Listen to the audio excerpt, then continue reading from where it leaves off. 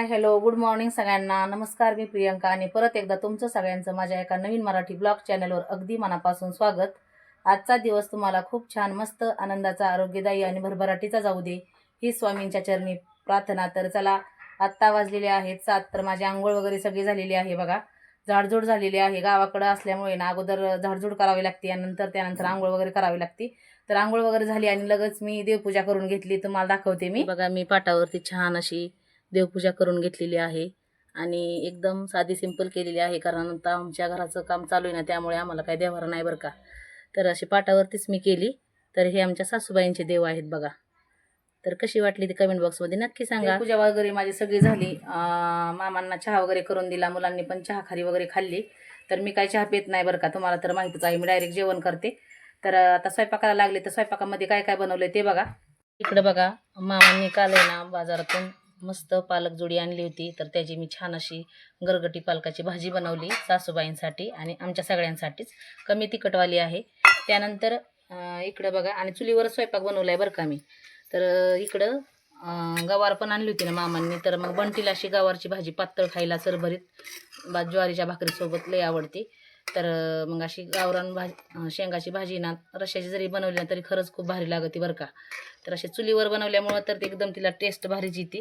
तर आता गवार मी नंतर शिजायला टाकली. आता गवार शिजल्याच्या नंतर मग ज्वारीच्या भाकरी मस्त चुलीवर बनवणार आहे आणि मग आम्ही सगळेजण जेवण करून घेणार आहे. आता गवार शिजते तोपर्यंत मी कपडे वगैरे धुवून घेते. तर बघा, इकडं सुद्धा आमच्या सासूबाईंची आंघोळ वगैरे झाली, त्यांना पण नाश्ता पाणी वगैरे दिलेलं आहे मी. आता मी कपडे धुणार आहे. इकडे बघा, आमची छोटीशी मस्त अशी कालवड आहे. तर कशी बसली बघा, तुम्हाला दिसत असेल.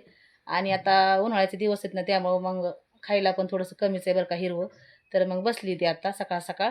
आणि इकडं बघा आमचा चिक्यासुद्धा मस्त गार सावलीला झोपलाय. आणि इकडं आमची एकच शिळी बरं का. तिथं आणि बघा, बोललेला आवाज आला की लगेच कसा बघतोय कॅमेऱ्याकडं. तर चला, आता मी कपडे धुवून घेते, परत नंतर लय ऊन होतं बरं का. इकडे बघा, भाजी चुलीवर छान शिजते तोपर्यंत मग मी लगेच कपडे डिटर्जंटमध्ये घालायला घेतले आणि कपडे पण धुवून घेतले. त्यानंतर कपडे धुवून झाली आणि वाळत घालायचे. तर गावाकडे ना अशी रायदण देतात बघा, पोलिसाचे कपडे घालून, म्हणजे खाकी कपडे घालून. तर ते काका आले होते, तर त्यांना पण वाढायचं होतं मला. तर तुम्ही व्हिडिओ कंटिन्यू करा बघा.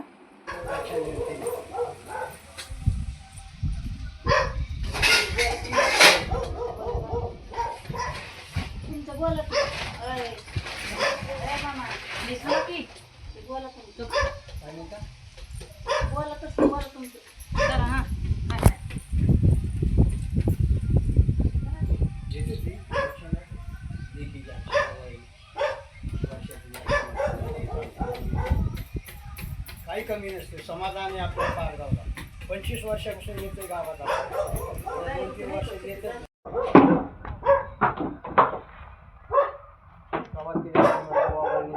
जेवायला सगळी लोक या. जेवायला कमी नाही, आपल्याकडे भरपूर माल आहे. बरबड्याच्या भाकरी, शेंबड्याची कढी, ढेकणाची चटणी, बेडकाची उसळ, हाजीराव नाना, बाजीराव नाना, घरी नाही जाणार हवालदार मला. कुठे गेली मुक्ती, कुत्र्यावानी भुकती. आपल्याकडे बागायत भरपूर आहे. बागायतला कमी नाही. 40 एकर ऊस आहे पत्र्यावर. माळवादावर पाईपलाईन नाही. चुलीला मोटर लय नाही. शेतात काँग्रेस आहे. हापेचं वांद आहे फक्त. सासऱ्याकरता पोरगी शिकलेली, एल बी खाऊन जिलबी शिकली, बॅटरीच बसली. तर त्या काकांना मी ज्वारी दिली आणि मग ते गेले दुसऱ्या घरी. आणि लगेच मग मी कपडे धुवून ठेवलेली होती बकेटमध्ये, ते घेऊन वाळायला घालायला गेले. आता कपडे वाळत घालत होते. तर बघा, सगळं काम आवरले, आमची जेवणं वगैरे झाली. आणि मी ना रव्याचे लाडू बनवायला घेतल्यात बरं का, कारण सासूबाई बोलल्या मला काही रवा जास्त खाऊ वाटत नाही, मग लाडू बनव.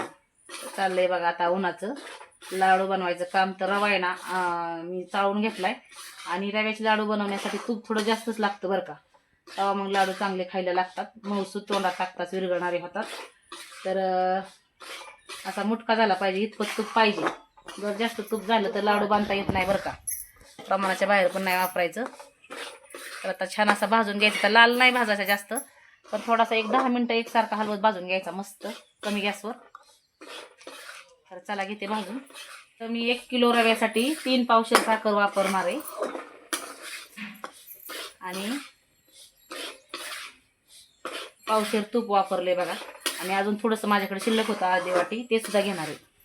तर तुम्हाला किती लाडू बनवायचे ना त्याच्या हिशोबाने तुम्ही तूप आणि साखर घेऊ शकता बरं का.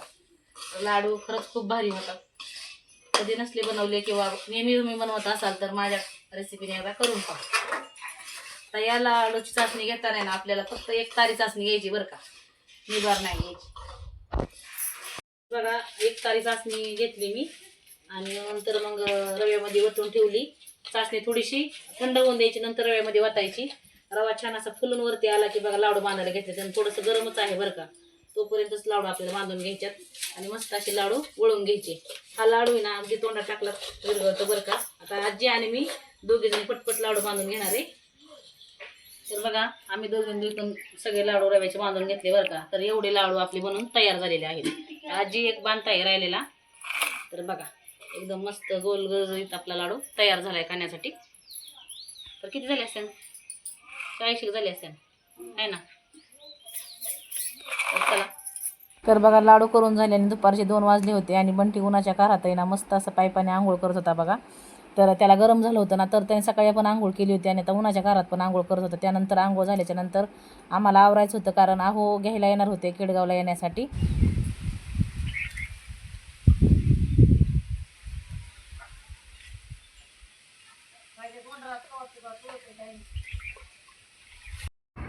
तर बघा आम्ही पारगावरून निघालो आणि तिथलं काय मला शूट घेता आलं नाही बरं का. आता कर्जतमध्ये आल्याच्या नंतर CNG भरायला थांबलो होतो. तर इथं लाईट नव्हती, त्यामुळं मग CNG काही भरायला लवकर मिळलीच नाही. तर इथं बघा गाड्या कशा लाईन लागलेली आहे आणि आपल्या गाडीच्या मोर आहेत ना 3-4 गाड्या आहेत बघा. तर CNG भरायची, नंतर मग येणार आहे केडगावला. तर उशीरच होईल केडगावला येण्यासाठी. आत्ता वाजलेले आहेत जवळजवळ 4:30. तर चला. तर बघा पेट्रोल पंपावरती लाईट नव्हती ना, त्यामुळे मग थांबलं होतं. तिथं एकदम मस्त अशी झाडाची कटिंग केलेली होती बघा. तर म्हणलं चला तुमच्यासोबत पण शेअर करू. एकदम मस्त दिसत होतं ते झाड आणि तिथे लाईट गेली होती, त्यामुळे मग थोड्या वेळ थांबलो होतो. त्यानंतर मग निघालो आम्ही परत CNG भरून. तर बघा चाललो होतो रस्त्याने. तर म्हणलं चला तुमच्यासोबतसुद्धा इकडचं वातावरण शेअर करू. तर एकदम असं पावसाचं वातावरण तयार झालं होतं, ढगाळ वातावरण आणि एकदम आभाळसुद्धा आलं होतं. असं वाटत होतं की आता पाऊस येतो की काय. आणि आम्हाला 4 वाजले होते बरं का घरनं निघायला. आणि केडगाव काही जवळ नाही, जामखेड ते केडगावचं अंतर भरपूर आहे आणि रस्त्याने आलो होतो आम्ही. आणि उशीर पण होणार होता आणि दिवस मावळतीला गेलेला होता. तर घरी आल्याच्या नंतर मला थोडासा मुलांसाठी स्वयंपाक पण बनवायचा होता. तर म्हणलं चला. आणि एकदम भारी वाटत होतं बरं का, असं बाहेर एकदम मस्त गार हवा चालली होती. आम्ही आता 8 वाजता पोहोचलो केडगावला.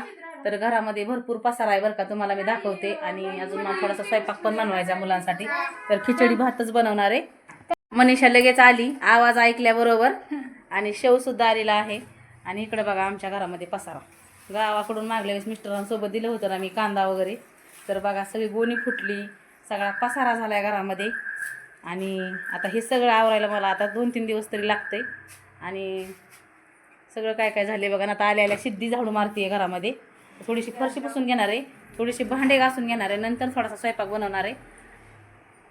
तुम्हाला आजचा व्हिडिओ कसा वाटला ते कमेंट बॉक्समध्ये नक्की सांगा. अशाच एका नवीन व्हिडिओसह तुम्हाला पुन्हा भेटणार आहे. तोपर्यंत सगळ्यांना बाय आणि पुन्हा एकदा श्री स्वामी समर्थ.